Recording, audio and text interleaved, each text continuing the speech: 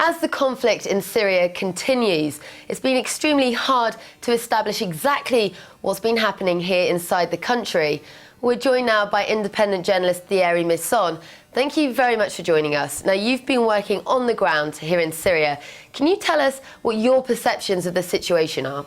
It began with some armed groups entering inside the country and making big troubles, trying to create Islamic Emirates on the border, first in near Jordan.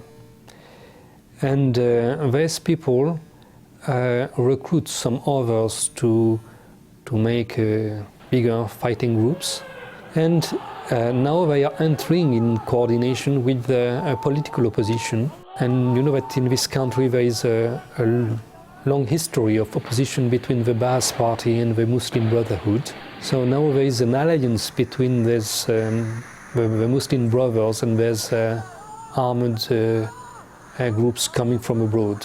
So that's why these groups can go quite everywhere, because they have some support now inside the population. It began by foreign subversion, but they find the support inside the country. And it's difficult to know why they find this support. If it's because the people is ready to use any means to reverse the government, or if it's for some ideological reasons. And if you heard the Muslim Brothers, they said they will reverse the President Bashar al-Assad, not because they want democracy, but because he is Alawite. So it could be the beginning of a religious war inside the country. Now, we've heard Syria described as a country on the brink of civil war. Do you think the situation's actually there yet?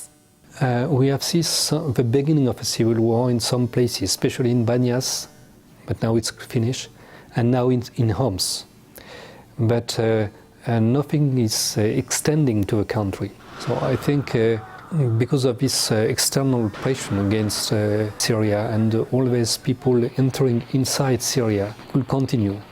But I don't think, and I have no reason now to think that it will extend to all the country. By the past, this country was an example of friendly living between the different communities.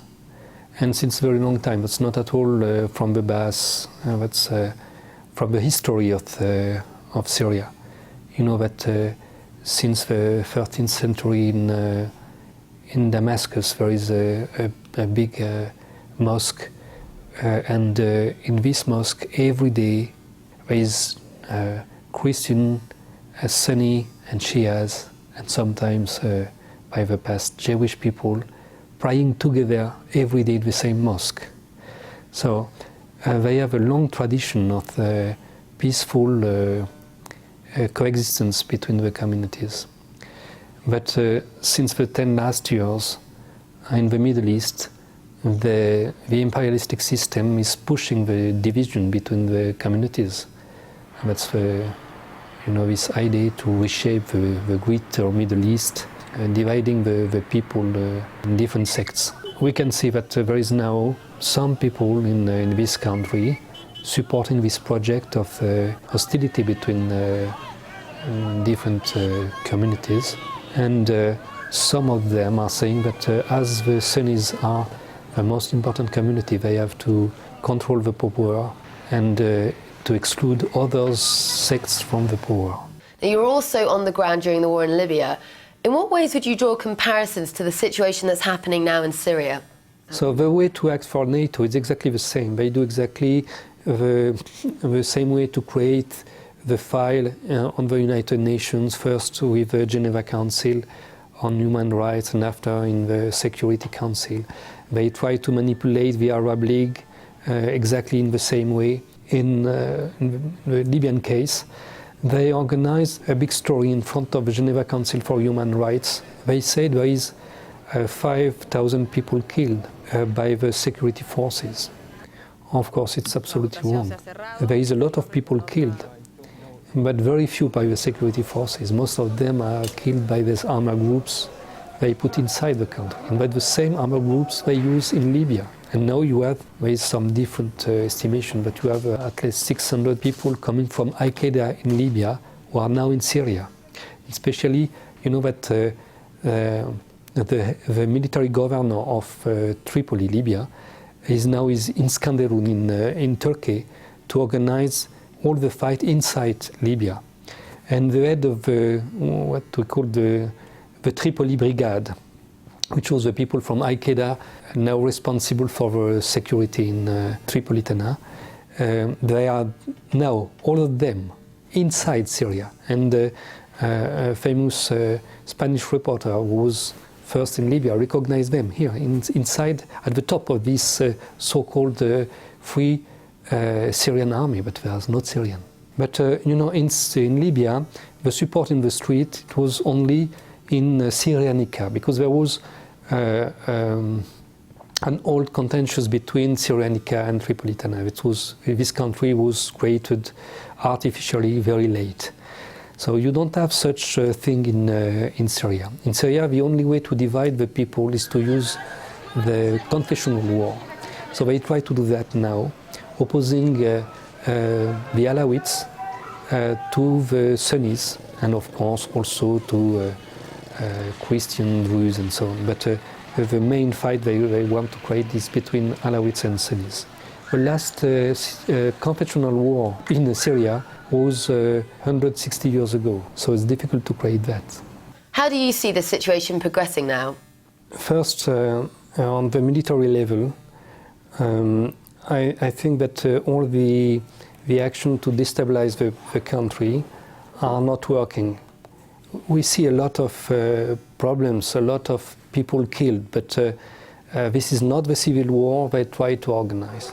If they want to enter with foreign troops inside, like they do in Libya, or using a proxy from the Gulf Council, I think they will have a very big problem, because this country is ready for battle.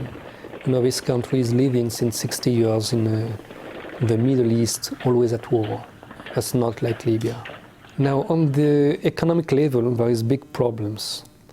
The beginning of sanctions destroy different parts of the economy. Of course, all the tourism is totally destroyed.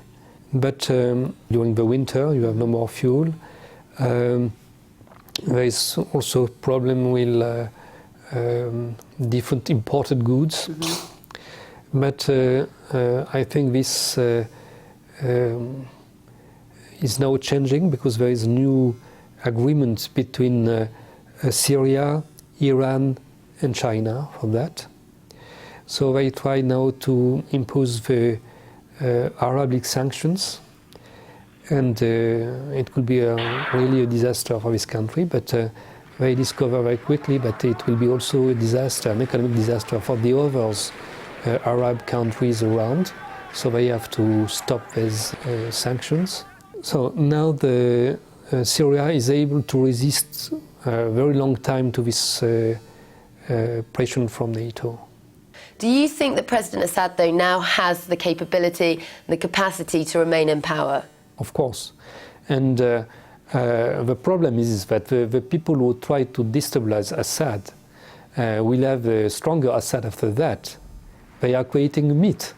They have already Hassan Nasrallah, and now they will have Bashar al-Assad. At the beginning, they have a wrong evaluation of the problem.